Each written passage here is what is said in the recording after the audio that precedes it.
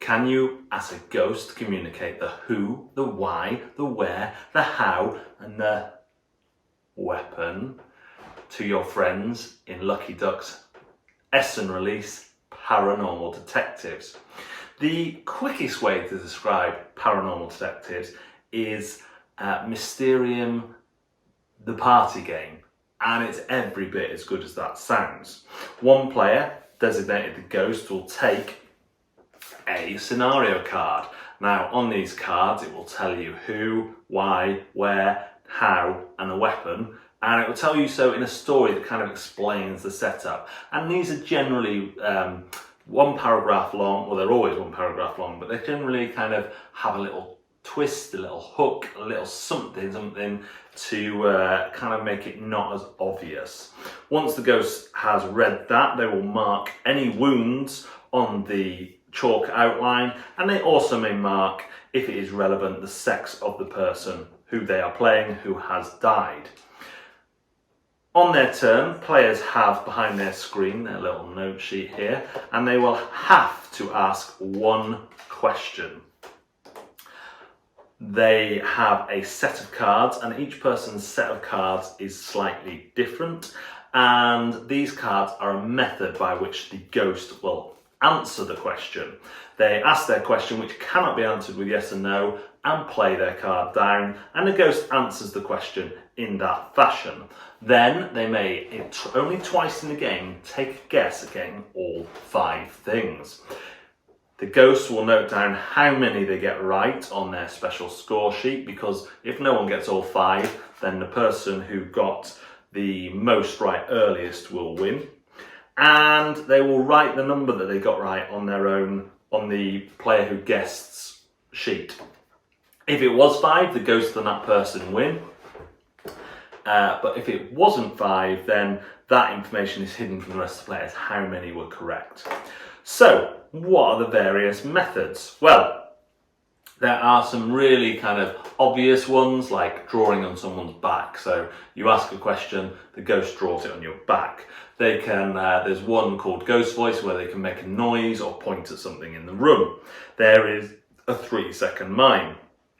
And then there is a super interesting one involving the props of the board. The first one is this meter down here, where they can mark 3 things on the meter, and it's like a sliding scale. So there is one between small and large, heavy and light, or light and heavy, slow and fast, good and evil, quiet and loud, cold and hot, and old and young, and also colours where they can place up to 2 of the sliders. They can use the ghost communication. It's not referred to as a Ouija board, but they can use that, but it's not quite so bad, because what they do is they take the markers numbered 1 to 5 and they spell out the first up to the first 5 letters of a word, but each marker points to a group of 3. So to spell out Nick, I'd have to point there, and the first letter would be N, S or T, then the second letter would be the I, then the C, and then the K, because there's always a K in my name, always a K. Where is it? Right in front of me, and then I wouldn't use the 5, for example. So that's how that one works.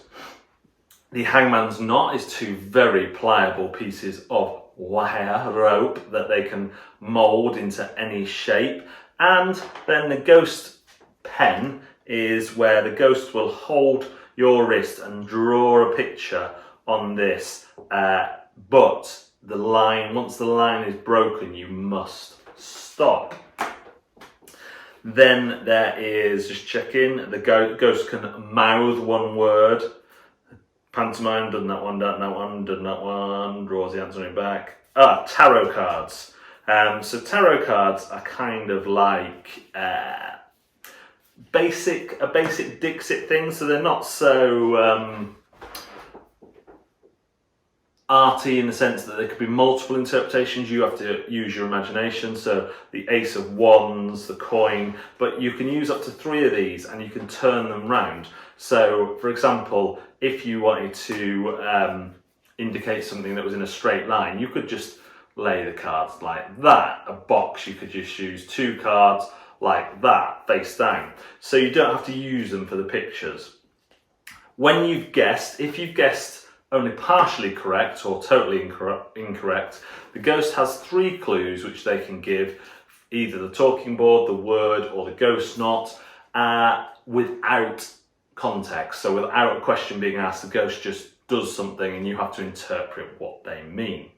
So you'll be scribbling furiously away behind your screen, trying to work out everything, trying to solve the kind of anagrammy things, until you think you have a shot at answering it. And this works brilliantly. I have had so much fun with Paranormal Detectives. I think it should be a massive hit.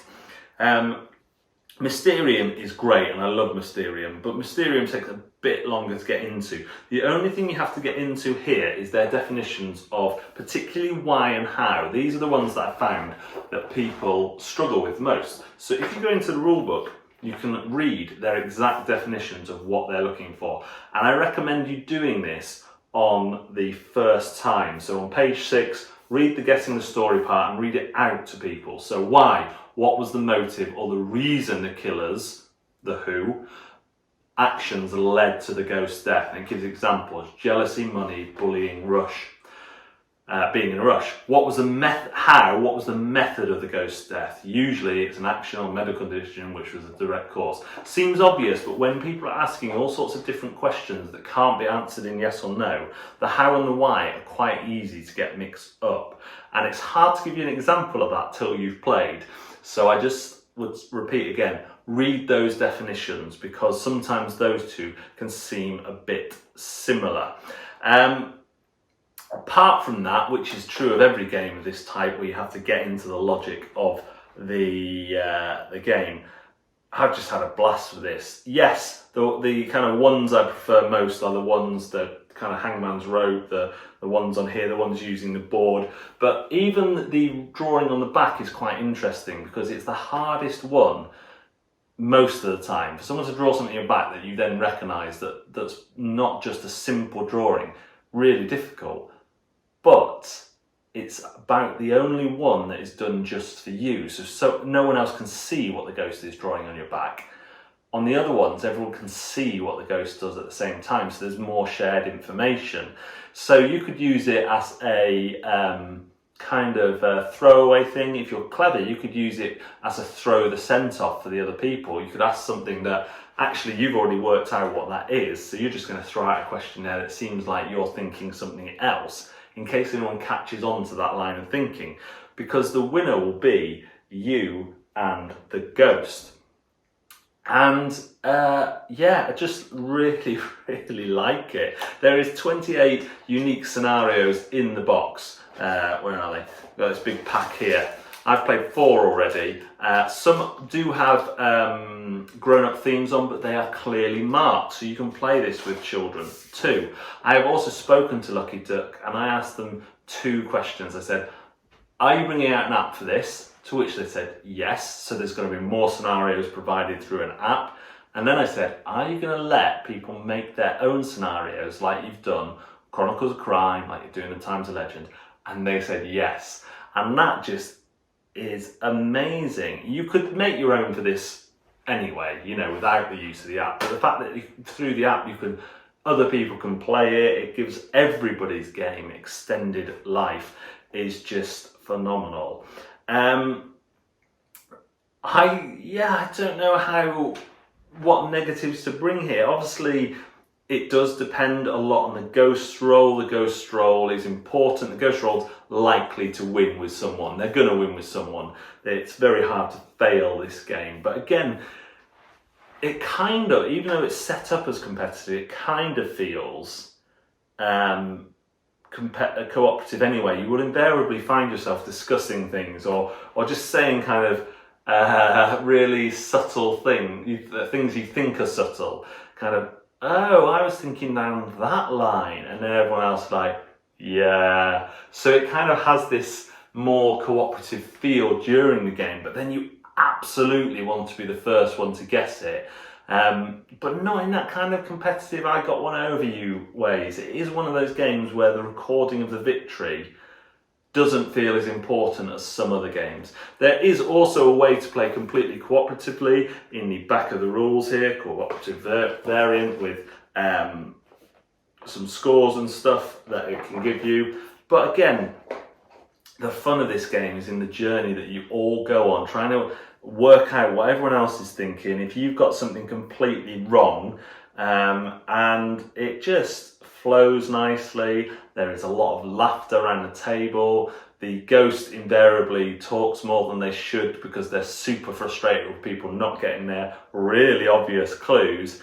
And the scenarios we've had so far have been inventive. They have had a twist, but not a twist that is outside the realms of possibility. So not something that kind of stretches what is plausible beyond what you might think. So, you know, these aren't scenarios that you're gonna get to the end and go, oh, well, I never would have guessed that. You're like, oh, of course, or yeah, that totally could happen.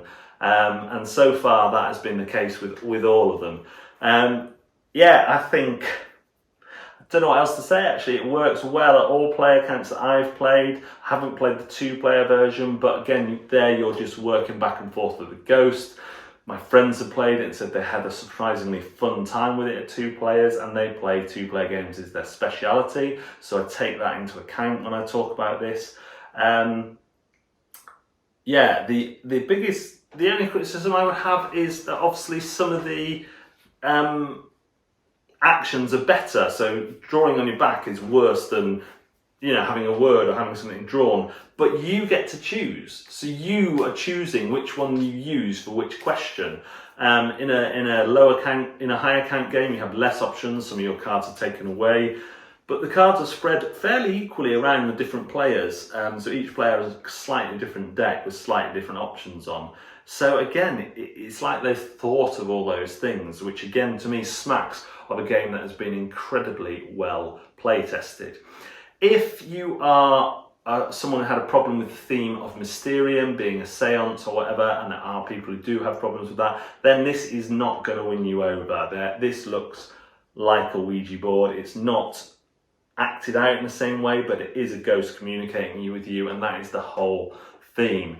If you are fine separating the theme from of a game for entertainment and not, you know, not that it's going to have an effect on you, then you're going to be absolutely fine with this. It's a very light-hearted take. In fact, I would say, not that the theme's missing here, but in Mysterium it's kind of more interwoven into the gameplay.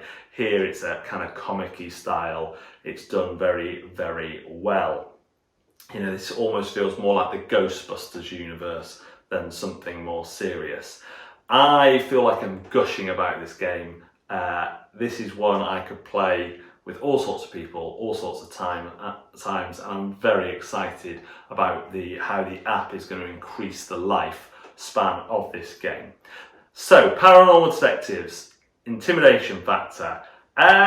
It's only going to be intimidating for people who don't like these kind of, I might have to draw on your back, or you might have to, I think that's, or hold my hand and draw. So if you're someone who's physical contact with people you don't know that well, or maybe you do know your game group well, I don't know, then that's the only kind of intimidation I can see. And the easy answer for that is to take those cards out, because normally at most player counts you have a choice, you know, you take out cards and replace them with one of the other cards. So even there's a way around it. The rulebook was super easy.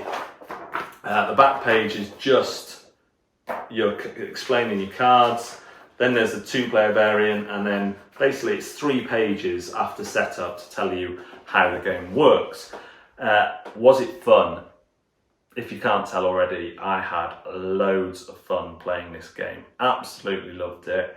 It is definitely going into my collection for keepsies, and yeah,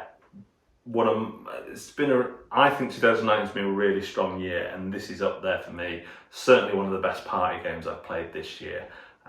Really enjoy it. Paranormal Detectives is released at Essen, will be available on the Zatu store not long after that. And if you like party games, if you like games where you're guessing mystery, murder mystery kind of thing, then I highly, highly recommend checking it out. Another winner for me from Lucky Duck Games. Thanks very much for watching. We'll see you next time.